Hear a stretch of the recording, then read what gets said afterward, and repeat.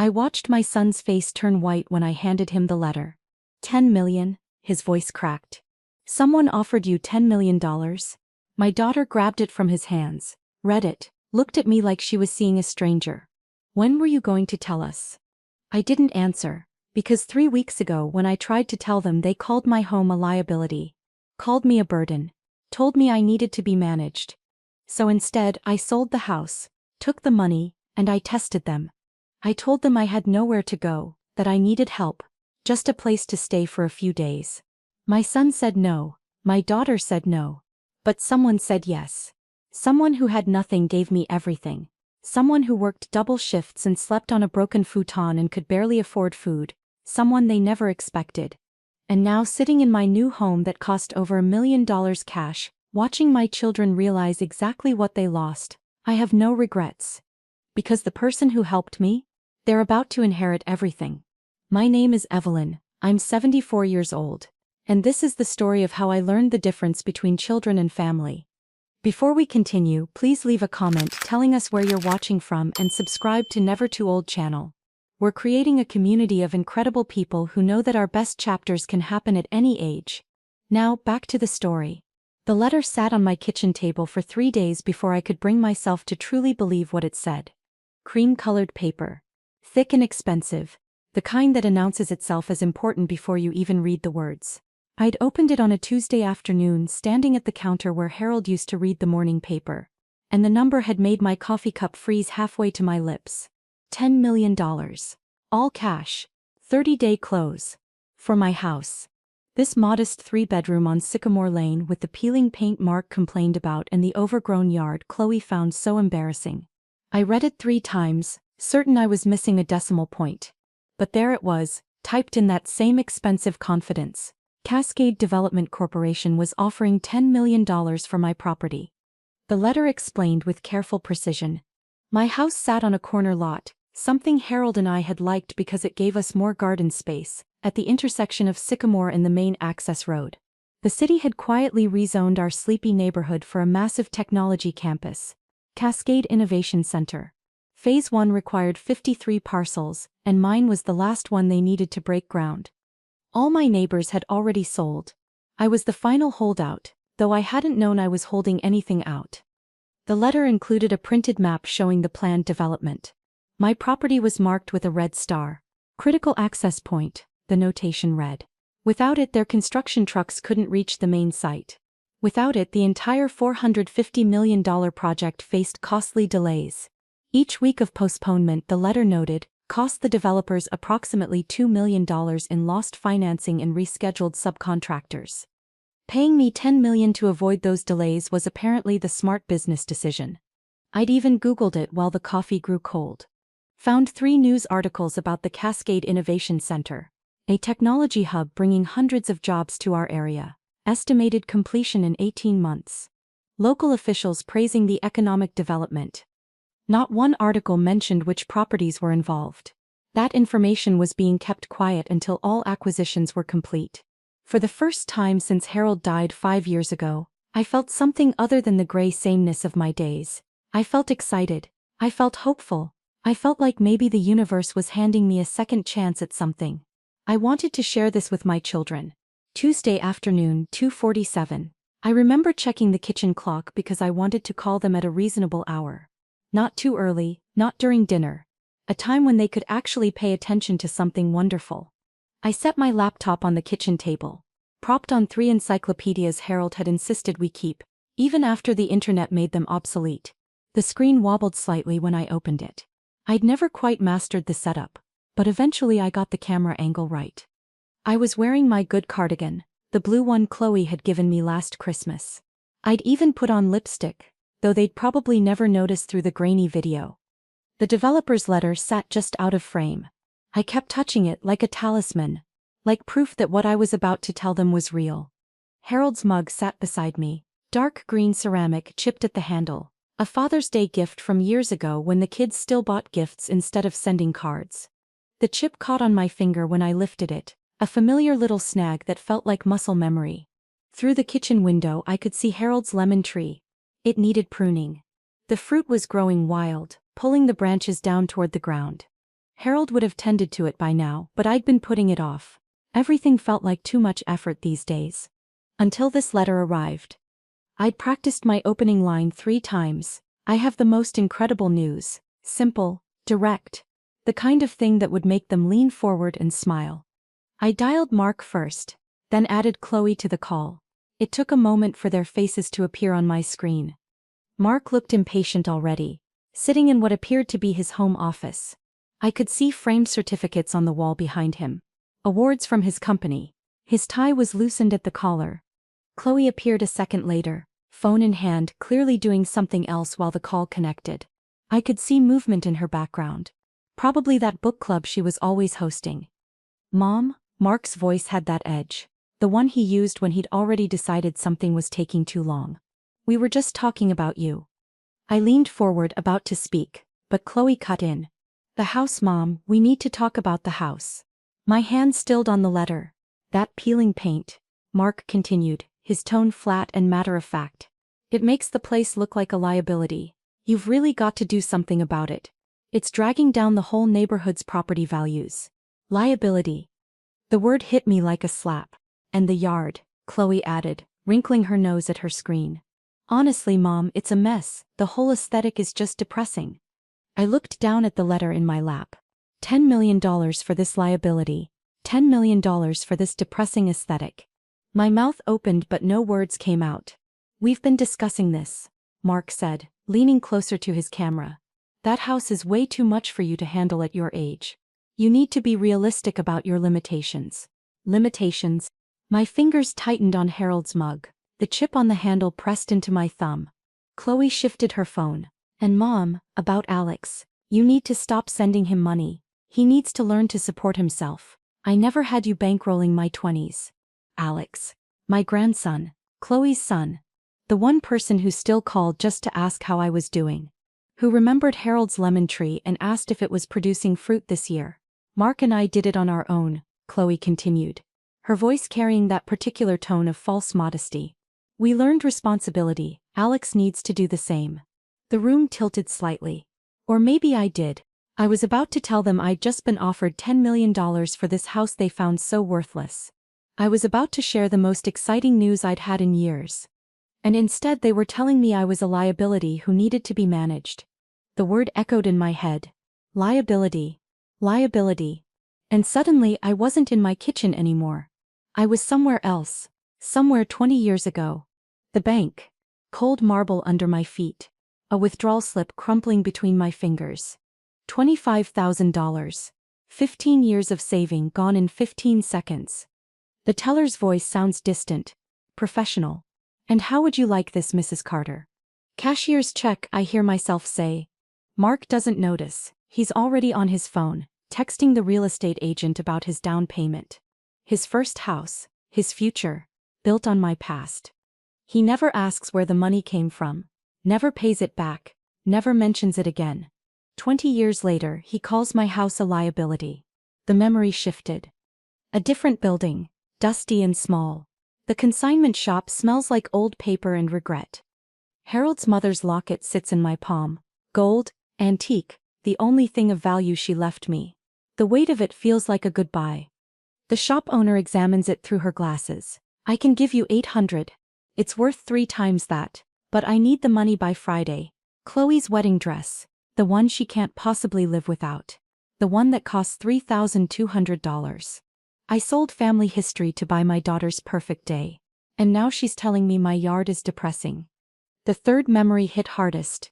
Our kitchen table, 8 years ago. Home equity loan papers spread across the wood like a diagnosis. $40,000 to cover Mark's startup debts. To save him from bankruptcy. Harold's hand squeezes my shoulder. We both know what we're risking. The house we've owned free and clear for decades. The security we've built. All of it, now collateral for our son's failed business. I'll pay you back, Mark promises, his voice earnest, as soon as things turn around. It took 11 years to pay off that loan. Harold died 2 years before I made the final payment. Mark never mentioned it again. Mom, are you even listening? Mark's voice pulled me back to the present. Both of them were staring at me through their screens. Identical expressions of impatience. My hand rested on the letter. $10 million. Yes, I said, I'm listening. So you agree, Chloe asked. You'll get the yard cleaned up?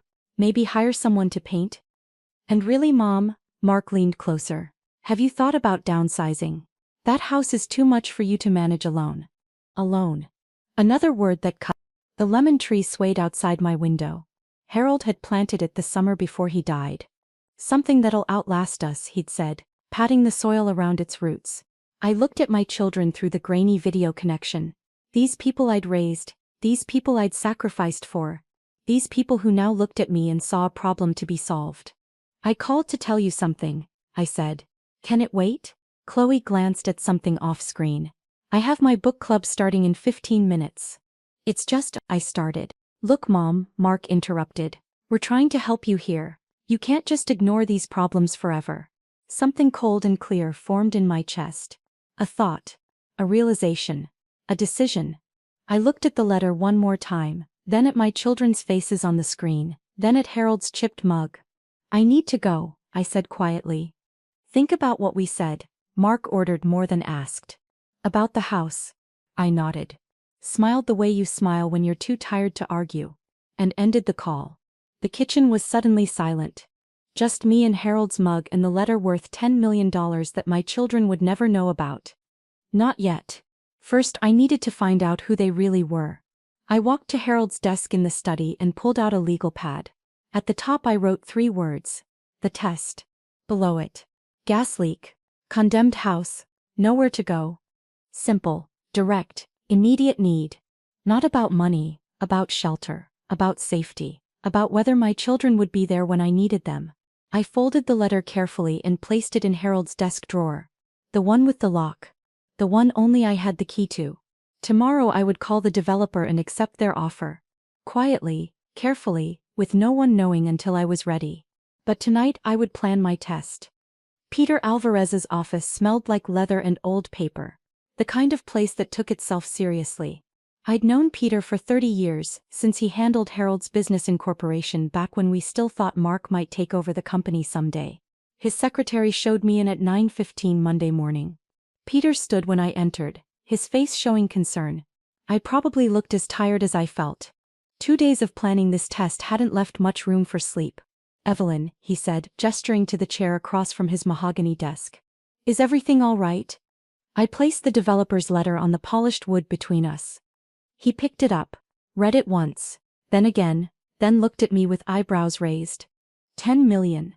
I want to accept, I said, quietly. Quietly. No one can know, not until I'm ready. Peter studied me for a long moment. He'd seen me through Harold's death 5 years ago. Through the refinancing of that home equity loan Mark never knew I took out for him. The one that took me 11 years to pay off. Peter was good at reading between lines, and he was even better at not asking unnecessary questions. How quiet? He finally asked. Invisible.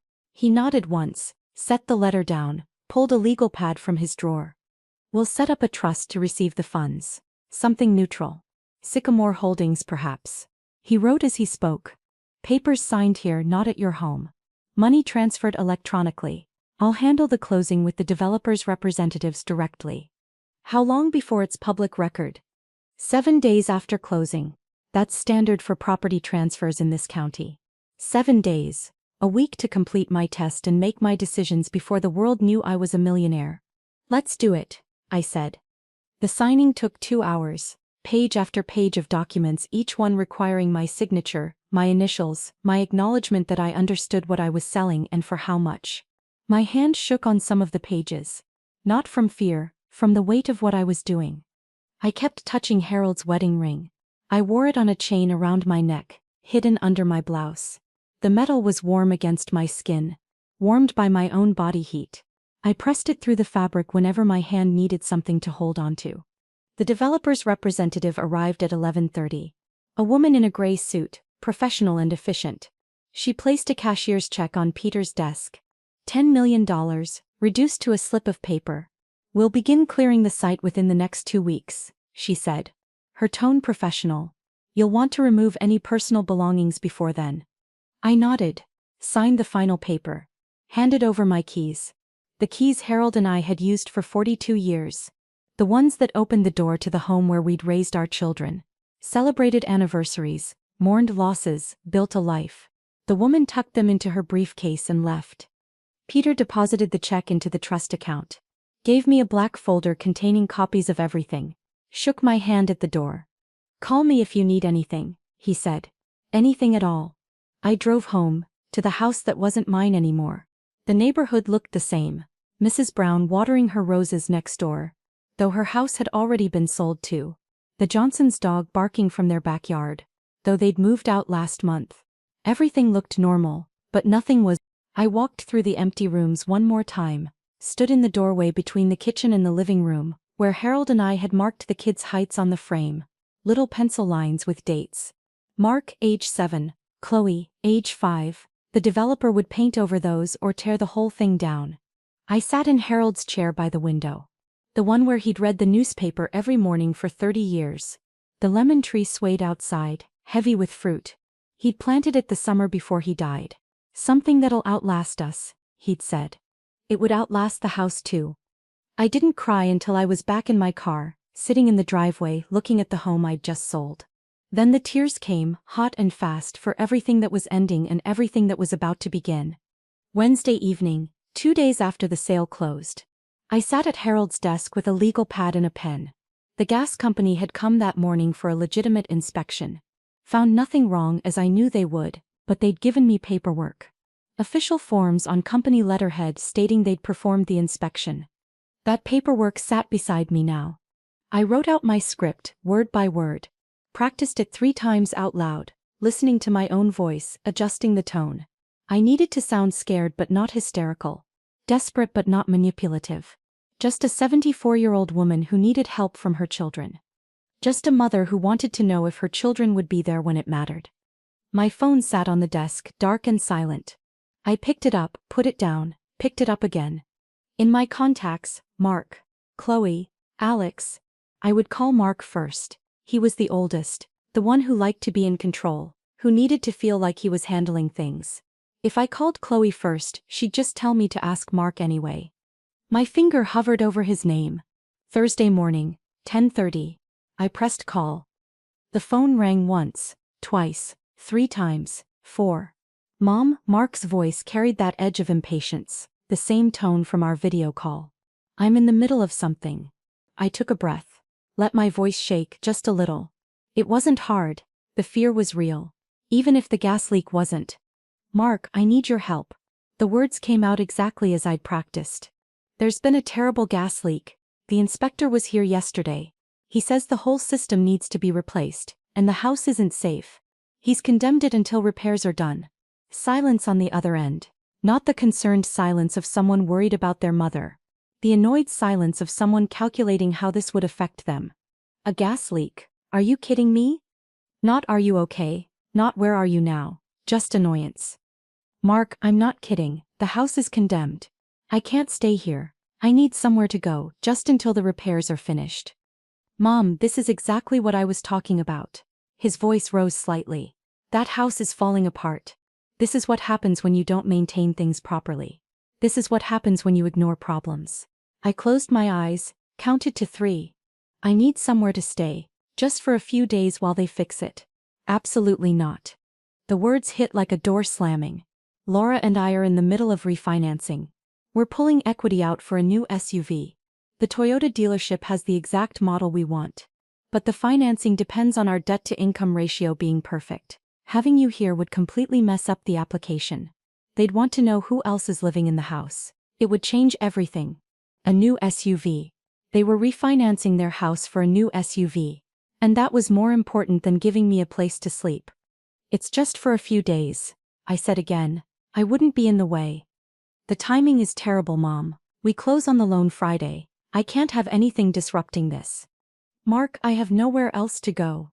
There are extended stay motels. Use one of those, but I cannot have this disrupting my finances right now. I have to go." The line went dead. I sat there holding the phone against my ear, listening to silence. Harold's photograph smiled at me from the corner of the desk. Taken at the beach 10 years ago, before the cancer. Before everything changed. My hand trembled. 1 down. 1 to go. Thursday afternoon. 2:15. I dialed Chloe. She answered immediately, which was unusual. She almost never picked up on the first ring. Mom? She answered. Chloe, something's happened. I used the same script, the same trembling voice. The gas leak, the condemnation, the need for somewhere to stay. I heard her sigh. That particular sigh, the one I'd been hearing since she was a teenager.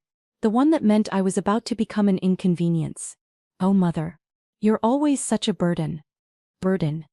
The word she'd used on the video call. The word that cut deeper than she knew. My book club is meeting here all week. Tuesday through Friday we're doing a whole series on mindful living. The guest room is my meditation space now. I just had it feng shuied. Everything is perfectly balanced. The energy would be completely wrong with you there. Chloe, I have nowhere else to go. What about a senior home? They have respite programs for exactly these situations. You could stay there temporarily and they'd have medical staff on site if something happened. That makes way more sense than imposing on family. As if family was supposed to be an imposition. I'm not ready for a senior home. Well then, I could almost hear her thinking, trying to find a solution that didn't involve her. What about Alex? My heart stopped. Alex. He has that apartment, that little studio place. He's young, he can handle having you there for a few days. You want your son to give up his space for me when you won't? I didn't say that. Her voice turned defensive. I'm just suggesting options. You can't expect me to disrupt my entire wellness routine because of your housing emergency. Have you considered that maybe this is the universe telling you it's time to downsize? Time to simplify your life? Look, Mom, I have to go. My yoga instructor just arrived. We're working on some really important breathing techniques. Just figure something out. You're resourceful. You always figure things out. She hung up. I sat in the kitchen that wasn't really mine anymore. The afternoon light came through the window, making patterns on the floor. The same light that had come through this window every afternoon for 42 years. The word burden sat in my chest like a stone. I wasn't crying, I was angry. Both tests complete. Both children failed. Evening came, the kitchen grew dark. I didn't turn on the lights. I'd made lists on the legal pad. Crossed them out. Made new ones. Looked up extended stay hotels online. Researched senior respite programs. All performance. All part of processing what I already knew. My children would not be there when I needed them. Alex's number glowed on my phone screen. He was struggling. I knew that even though he never complained, worked double shifts at some restaurant downtown, lived in a studio apartment he could barely afford, sent me photos of his paintings. Beautiful work that deserved to be in galleries, not stacked in a cramped apartment. I didn't want to call him, didn't want to burden him with this, didn't want to test him the way I'd tested his mother and uncle. But I had no one else. And part of me, a part I was almost ashamed to acknowledge, needed to know. Needed to know if there was one good person left in this family. One person who understood what family was supposed to mean. The test wasn't over yet. One more call to make. I pressed Alex's name. The phone rang. The phone rang once, twice, 3 times, 4. Then noise erupted through the speaker, clattering dishes, shouting voices, the chaos of a restaurant kitchen in full swing. Someone yelling order up over the sound of a fryer sizzling and pans hitting metal surfaces. Grandma? Alex's voice was breathless, surprised. Hold on, it's really loud in here. I could hear him moving, the kitchen noise growing louder then suddenly muffled. A door opening, closing. The sound changed to something echoey and cold. Sorry, I'm in the walk-in cooler now, it's the only quiet place. He was slightly out of breath. Is everything okay? And suddenly I couldn't do it. Couldn't deliver the practice script I'd used with Mark and Chloe. My voice broke when I spoke. Alex, something's happened with the house. There's a gas leak. It's been condemned. Mark and Chloe can't take me in. I stopped. Swallowed. I needed to hear your voice. Where are you right now? Home, well, not home anymore. I'm not supposed to stay here, but I don't know where else to go. Stay right there. His voice turned fierce. Protective in a way my own children's had never been. I'm coming to get you. Alex, you're at work. You can't just leave in the middle of your shift. I'm leaving right now. Give me 40 minutes. You don't have to do this. Grandma, he stopped me with that one word. You're not spending tonight alone figuring this out. I'm coming. The line clicked off. I sat in the dark kitchen, phone still pressed against my ear, and cried. Not the angry tears from earlier. Not the sad tears from selling the house. These were different. These were tears of relief and shame, and something else I couldn't quite name. Relief that someone cared. Shame that I'd lied to him. And gratitude, raw and overwhelming, that I wasn't completely alone. Headlights swept across the kitchen wall. I stood at the window and watched an old Honda Civic pull into the driveway. The left headlight was noticeably dimmer than the right, giving the car a lopsided look. Alex unfolded himself from the driver's seat. 22 years old, tall and lanky the way Harold had been at that age. He was wearing his restaurant uniform. Black pants and a white shirt stained with what looked like tomato sauce and cooking grease. A backpack hung from one shoulder. I opened the door before he could knock. Grandma. He wrapped me in a hug that smelled like dish soap and cooking oil. And beneath that, something else. Something that felt like safety. His arms were strong despite how thin he looked. I felt his chin rest on top of my head. I'm so sorry this happened, he said into my hair. You came all the way across town. You left work. He pulled back, studying my face with concern. Have you eaten? I shook my head. Okay, first we eat. Then we pack your things. You're staying with me. Alex, your apartment is too small. I can't impose on you like that. It's bigger than a gas leak house. His smile was gentle, but his tone was firm. Come on, let's get you out of here. While I packed an overnight bag in the bedroom, Alex made sandwiches in the kitchen. I could hear him moving around, opening the refrigerator, finding the bread Harold had bought last week. The normalcy of those sounds, someone taking care of me, made my throat tight. We ate at the kitchen table. The same table where I'd planned this test, where I'd written out my script and practiced my lies. Harold's lemon tree was visible through the window, a dark silhouette against the evening sky. Alex asked about the repairs. How long would they take? Did I know how much it would cost? Had the inspector given me an estimate? I kept my answers vague. They're not sure yet. Maybe a week, maybe longer. The guilt sat heavy in my chest. But I couldn't tell him. Not yet. Not until I understood what this all meant. He didn't push, just listened and nodded and ate his sandwich, occasionally glancing at me to make sure I was eating too. Ready? He asked when we'd finished. I nodded. He carried my bag to his car, held the passenger door open for me like Harold used to do, started the engine and adjusted the heat because the evening had turned cold. As we pulled out of the driveway, I looked back at the house one more time. The house I'd raised my children in. The house Harold had died in. The house that belonged to someone else now. The house that had taught me exactly who my family was. Thursday night, 10:16. Alex's apartment was even smaller than I'd imagined. A studio. One room functioning as bedroom, living room and kitchen all combined. A bathroom off to the side, barely large enough to turn around in. The whole space couldn't have been more than 400 square feet. But it was painfully clean. The kind of clean that spoke to pride in the face of poverty. Everything had its place. Dishes stacked neatly in the small drying rack. Clothes folded in milk crates that served as a dresser. Books arranged on a makeshift shelf made from boards and bricks. And the walls. Every available surface was covered with art. Sketches, paintings, drawings, landscapes that captured light in ways that made me catch my breath. Portraits with eyes that seemed to follow you. Abstract pieces in colors that shouldn't work together but somehow did. The cramped apartment had been turned into a gallery. Alex set my bag down by the door and immediately started stripping his bed. The only bed in the apartment. A double mattress on a simple frame against the far wall. What are you doing? I asked. Changing the sheets. He pulled pillowcases off, tossed them into a laundry basket. You take the bed, I'll sleep on the futon. I looked at the futon, lumpy and threadbare, pushed against the opposite wall beneath a window. It looked like something rescued from a curb on trash day. Absolutely not. Alex, this is your home, I'll take the futon. He stopped what he was doing, stood there holding a fresh pillowcase, looked at me with Harold's eyes. The same brown eyes that had looked at me across the breakfast table for 37 years. The same eyes that had seen me through joy and grief and everything in between.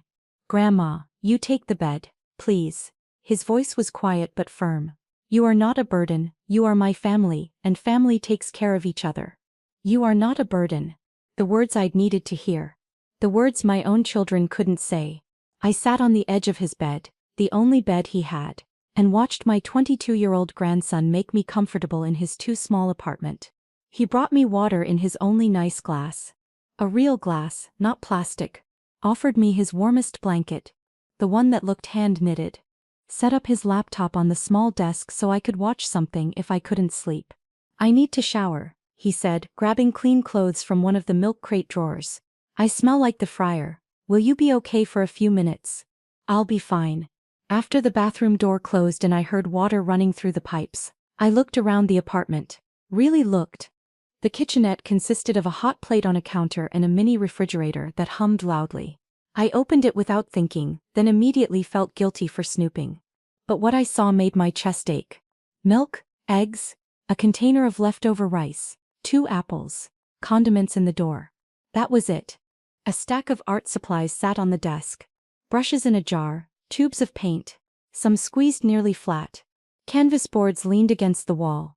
Everything worn from use but carefully maintained. His shoes sat by the door. 1 pair of work shoes. The black non-slip kind restaurant workers wear. 1 pair of sneakers with soles held together by super glue. The repair obvious and careful. On the desk, partially hidden under a notebook, I saw papers. A budget spreadsheet. Rent $847. Food $200. Art supplies $150. Utilities $100. Phone $50. Tuition payment $300. Every dollar accounted for. Nothing left over. Pinned to the wall above the desk was a letter. I stood up to read it without touching it. An acceptance letter to a summer program at some prestigious art school. We are pleased to offer you. The date was from last year. He'd been accepted but probably couldn't afford to go. Below that, a photograph, Alex and a woman I recognized as Chloe. Though it must have been taken years ago. They were both smiling, before whatever had happened between them happened.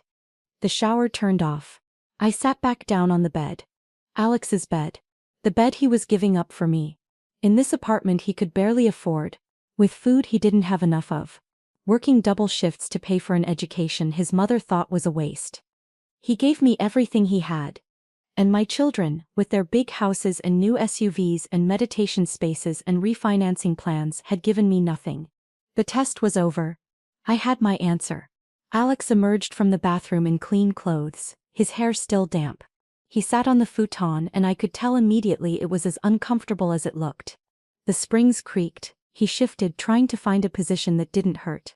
Are you sure you don't want the bed? I asked. That looks awful. I'm fine, I've slept on worse. He smiled. Do you need anything else? More water? Another blanket? I'm fine. Thank you, Alex, for everything. Of course. We sat in silence for a moment. The only sounds were the humming refrigerator and traffic from the street below. Can I ask you something? I said. Anything. How are things, really, with school, with work, with everything?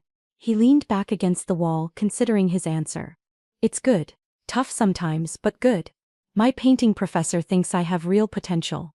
There's a student gallery show next month and he wants me to submit 3 pieces. That's wonderful. Yeah, his face lit up when he talked about his art. The exhaustion disappeared for a moment. I've been working on this series about family. What it means, what it should mean versus what it actually means. It's been... and work. It's fine, the money's decent and my manager's pretty understanding when I need to switch shifts for classes. I'm covering a double tomorrow. Someone called in sick. I noticed the exhaustion in his face that he was trying to hide, the dark circles under his eyes, the way he rubbed his shoulder like it hurt. What about your mother? I asked carefully. Do you two talk? His face closed slightly. Not angry, just resigned. Mom and I don't really talk much anymore. I'm sorry. Don't be. She made her choices, I made mine. He shrugged. She wanted me to study business, said art school was impractical. That I needed to think about my future, my earning potential. We had a pretty big fight about it. My senior year of high school, I applied to art school anyway, got in. She said if I went, I was on my own financially. She cut you off? She didn't cut me off exactly, she just stopped helping. Stopped calling, stopped acting like she approved of anything I was doing. He looked at the photograph on the wall. That picture's from before, when she still thought she could convince me to be someone I'm not. I didn't know it was that bad between you. She doesn't like people who don't fit into her plans. Everything has to be curated. Perfect. Instagram ready. He said it simply without bitterness. Just stating a fact. I'm not perfect. My life's messy, my apartment's tiny. I work in a restaurant and come home smelling like grease. That doesn't fit her aesthetic. The word aesthetic echoed. The same word Chloe had used to describe my yard. You know what's funny? Alex continued. She used to tell me when I was a kid that you were overbearing, that you were always trying to control her life. But now I wonder if maybe you were just trying to help and she couldn't see the difference. My throat tightened. I was trying to help, I said quietly. I know, he smiled at me. And you're not overbearing. You're one of the few people in this family who actually listens when I talk, who asks about my paintings, who remembers things I tell you. We talked for another hour, about his classes, his dreams of having his own gallery someday, his plans for the future.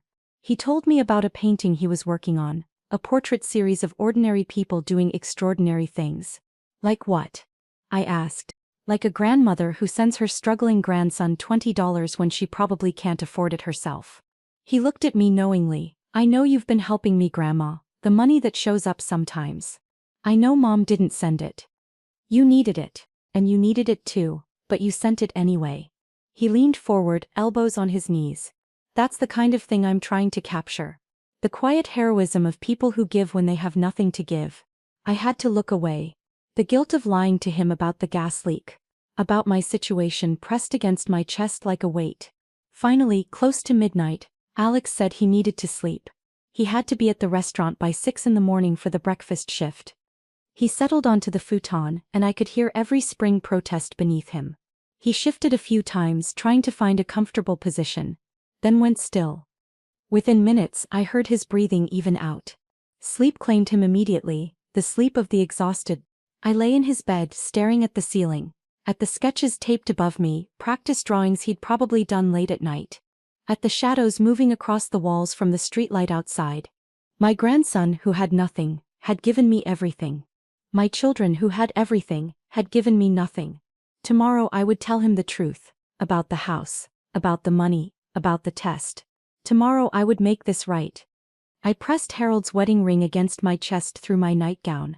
I hope I'm doing the right thing, I whispered to him, to the darkness, to myself. Outside the city hummed. Inside, my grandson slept on his terrible futon. And in my chest, a decision solidified into something concrete and real. I knew exactly what I needed to do. Friday morning. Before 6. I woke to the sound of Alex moving quietly through the apartment. Trying not to disturb me, I kept my eyes mostly closed, watched him through my lashes as he got ready for his double shift. He checked on me once before leaving, pulled the blanket up over my shoulders. Then he was gone. A note sat on the desk. Help yourself to anything. Back by 2, you're safe here. 4 words that meant everything. You're safe here.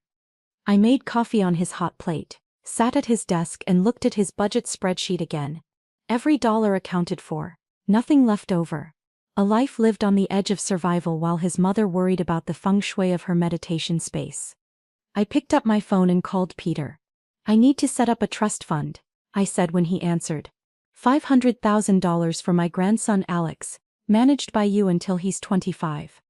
Are you sure about this, Evelyn? I've never been more sure of anything. We talked logistics, property searches, timelines. He said he'd start the paperwork immediately, call a real estate agent he trusted. When are you going to tell him? Peter asked. Today. When he gets home from work.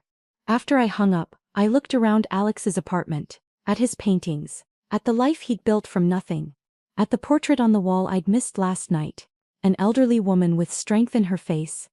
It took me a moment to realize it was me. Painted from memory. He'd captured something I didn't know I still had. I spent the morning cooking, used what little he had in the kitchen, then walked to the corner store with cash from my purse. Bought real groceries.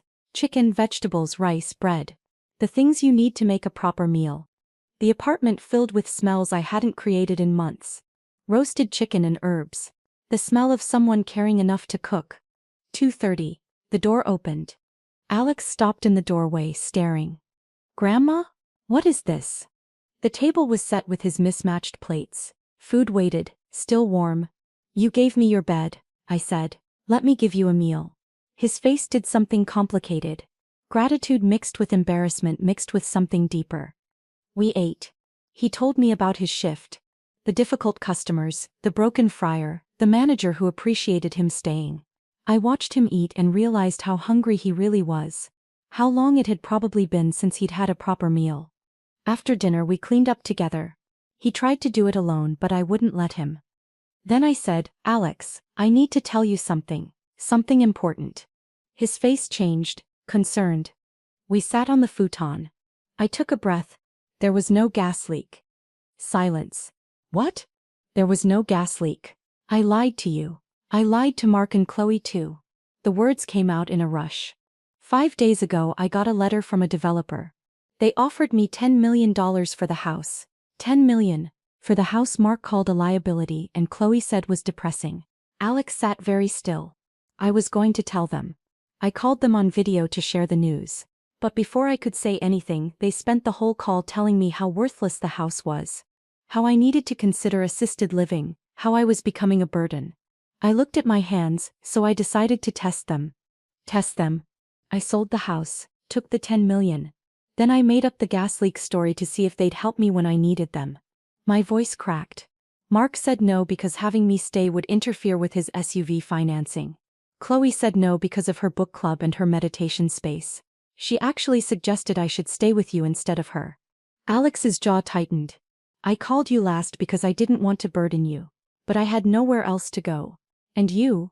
I met his eyes. You left work. You gave me your bed. You treated me like family when my own children couldn't be bothered. The silence stretched between us. You tested them, he said finally, and they failed. Yes. But I didn't know I was being tested. No. You just knew I needed help. And that was enough. He stood, paced the small space, ran his hands through his hair. I can't believe my mother did that. His voice was tight with anger. Not at me, at her. I knew she was self-centered. But telling you to stay with me when she wouldn't help you herself. When she knows I can barely afford this place. Don't apologize for them. What are you going to do now, with the money, with them? I've already started. I told him about the call to Peter. The trust fund. $500,000. His face went pale. Grandma, no, that's too much. I can't accept that. You already accepted me when I had nothing to offer. This isn't payment, this is investment, in someone who deserves it. I explained the rest. The property search. A duplex or 2 homes near each other. One for me, one for him. In his name, full ownership. Studio space for his art. The ability to focus on school without working himself to exhaustion. I don't know what to say. Say you'll let me do this. Say you'll let me invest in your future the way you invested in my dignity. He was crying, trying not to, but failing. What about Mark and Chloe? I'm calling a family meeting, Wednesday. They'll find out everything then. They're going to lose their minds. Probably. I stood, faced him. But they made their choices. I'm making mine. My will is being changed. Everything goes to you. The trust, the property, all of it. Alex pulled me into a hug, held on tight like I was the only solid thing in his world. Thank you, he whispered, for seeing me, for trusting me. Thank you, I whispered back, for reminding me what family is supposed to be. We stayed like that for a long time, in his tiny apartment that smelled like home cooking and possibility. While somewhere across town my children had no idea their world was about to change. And I felt no guilt about it. None at all. Just peace. The weekend disappeared in a blur of activity. Peter's real estate agent showed us properties, duplexes, townhomes, houses side by side. Alex came along still processing everything, occasionally touching walls like he couldn't believe they were real. We found it Monday afternoon, a duplex on Pelican Drive. 2 identical units with separate entrances and a shared courtyard. The backyard had an old garage with north-facing windows, perfect light for painting. This is too much, Alex kept saying. It's not enough, I kept answering. We made an offer. Cash. Accepted within the hour. By Tuesday, papers were signed at Peter's office. Alex's unit was deeded in his name only. True ownership. Mine in my name. Both came furnished. The garage was already being converted into a proper studio. Easels, supplies, professional lighting. Alex cried when he saw it. Tuesday evening, I sat in my new living room, mostly empty still. Harold's desk by the window. His photograph watching over me. In the courtyard, I'd planted a cutting from his lemon tree. I picked up my phone, texted Mark and Chloe, family meeting, Wednesday, 3 p.m., my new address, 847 Pelican Drive. Mark responded immediately. New address? What's going on? Chloe, is this about the house repairs? Did you find someone to help? I didn't respond to either. Just Wednesday, 3 p.m., don't be late. I set the phone down and looked at Harold's photo. Wish me luck, I whispered. Wednesday, 2:45. I dressed carefully, my good clothes, Harold's wedding ring visible on its chain. The living room was arranged with 2 chairs facing the couch where I'd sit. Peter's folder sat on the coffee table. With documentation, trust papers, the Cascade letter on top. Alex was in his unit. Nervous. Do you want me there? He'd asked earlier. Not yet. Let me talk to them first. But stay close. Now I heard cars pulling up. Through the window, I watched Mark's Audi and Chloe's white Mercedes park in the driveway. They stood there, staring at the duplex, confusion on their faces. Exchanged words I couldn't hear. I took a breath, opened the door before they could knock. Mom? Mark looked past me into the house. What is this place? Come in. They entered. I watched their reactions carefully. Mark's eyes scanned everything. High ceilings, hardwood floors, large windows, expensive furniture. He was assessing value. I could see it in his face. Chloe walked to the window. Mom, this is beautiful. Really beautiful. The natural light, the finishes. This must be costing you a fortune in rent. Mark nodded. Honestly, this is way nicer than I expected. Senior housing has really improved. Is this one of those luxury communities? They were impressed. Even envious. They had no idea. Sit down. They sat on the couch. I remained standing. What's going on? Mark's impatience returning. Your text was cryptic. Did you get the house repaired? Is this temporary? There was no gas leak. Silence. What? Chloe's face went blank. There was no gas leak. The house was fine. I lied. Mark stood. You lied. Why would you lie about something like that? Sit down, Mark. Something in my voice made him obey. I picked up the Cascade letter, handed it to Mark. He read it. His face changed. Confusion to shock. 10 million. His voice cracked. Someone offered you $10 million for the house? Chloe grabbed the letter from him. Read it. Looked up at me with dawning horror. When were you going to tell us? I tried to tell you. Remember that video call? The one where you told me the house was a liability. Where you said it was depressing. Where you suggested I needed assisted living. Their faces shifted, remembering. I was going to share the news. I was excited. I sat down now. In control. Then you spent the entire call telling me how worthless everything was. How I was becoming a burden you needed to manage. Mom, we were trying to help, Mark said. We were concerned. Were you, or were you concerned about how it reflected on you? Silence.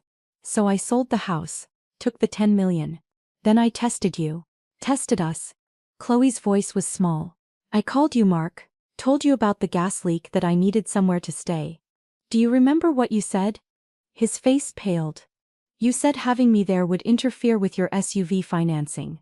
You told me to stay in a motel. I turned to Chloe, and you called me a burden. Said your book club was more important than my safety.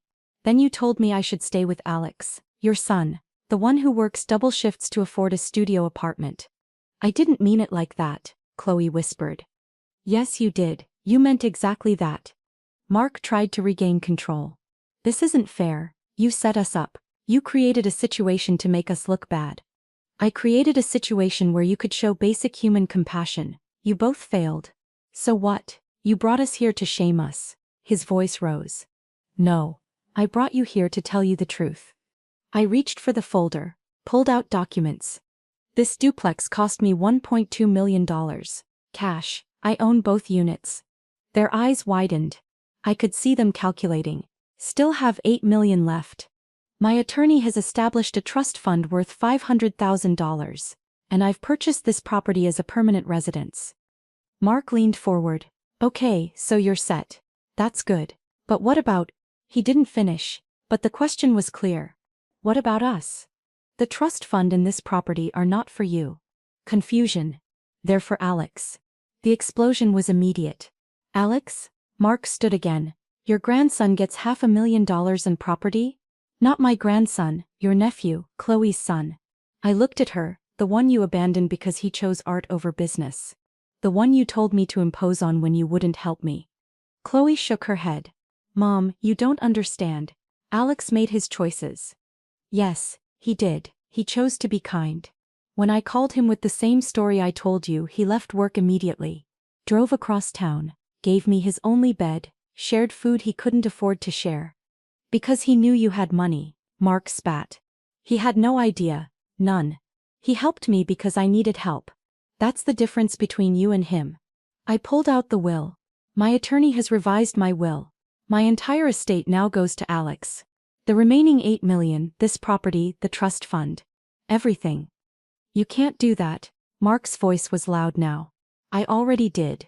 Peter assures me it's airtight. I'm of sound mind.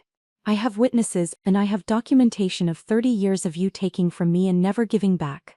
Chloe was crying. Mom, please don't do this, we're your children.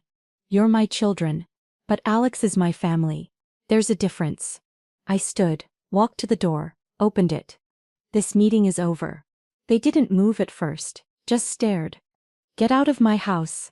Mark grabbed Chloe's arm, pulled her up. They walked to the door in shock. Mark stopped in the doorway. You'll regret this. The only thing I regret, I said quietly, is not seeing who you really were 30 years ago. I closed the door, locked it. Through the window I watched them stand in the driveway, arguing, gesturing, Mark's face red with anger, Chloe's makeup running. They got in their cars, drove away. The silence was complete. I walked to the courtyard door. Opened it. Alex was standing there, had clearly been listening. It's done, I said. He pulled me into a hug. And for the first time in weeks, I felt the weight lift. 3 months later, New Year's Day. Alex and I stood in the courtyard watching the sunset paint the sky orange and pink. The lemon tree cutting I'd taken from Harold's tree had taken root. Small but growing. Through the garage windows I could see his studio, canvases in progress. The life he was building. Mom called again, he said quietly. Did you answer? No. Did you? No. Mark had tried to contest the will. Peter shut it down within a week. The calls had stopped after that. Chloe still left voicemails. I didn't listen to them.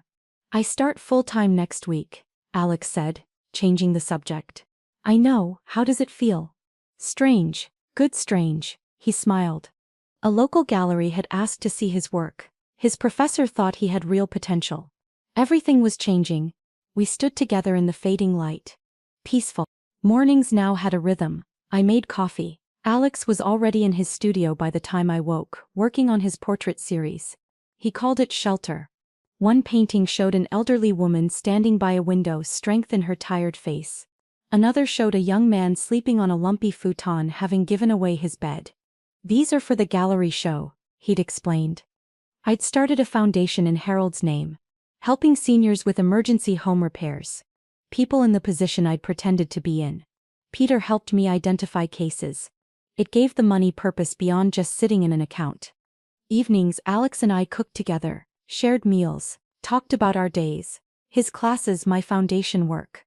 The duplex felt like home in a way Sycamore Lane hadn't for years. I drove by the old house once. The whole block was gone now. Construction equipment, concrete, the skeleton of the Cascade Innovation Center rising from the ground. I felt nothing. It was just a building. The memories were what mattered. Those I kept. Through Alex I heard things. Mark and Laura were fighting, money problems. They'd been counting on an inheritance that never came. Chloe's wellness center plans had fallen through. She'd needed my investment to make it work. I felt no satisfaction in their struggles, no joy in their pain. Just peace. And certainty that I'd made the right choice. Spring came, 6 months after the confrontation. Alex's gallery opening was tonight. He stood in front of the mirror, nervous, fumbling with his tie. Let me, I said, fixing it the way Harold had taught me. What if no one comes? He asked. Someone will come, I'll come. He laughed, hugged me. The gallery was small but beautiful. His paintings displayed on white walls, shelter prominent in the center. People arrived, his professor classmates, strangers who'd seen the advertisement. They admired his work, called him talented, promising. The gallery owner talked about future shows. I stood back watching Alex shine. 6 months ago I'd made a phone call that changed everything. Created a test that showed me exactly who my children were. Who my grandson was. Harold's voice in my head. You did good. Alex found me in the crowd, grinned, mouthed thank you. I nodded. Somewhere Mark and Chloe were living their lives, making their choices, living with their consequences. But here in this moment, I had everything I needed. Family that chose each other. Love that was earned, not expected. Peace that came from knowing my worth. So, that's my story. I'd love to hear what you think. Was I too harsh cutting my children out of my will completely? Let me know in the comments, and subscribe for more stories like mine.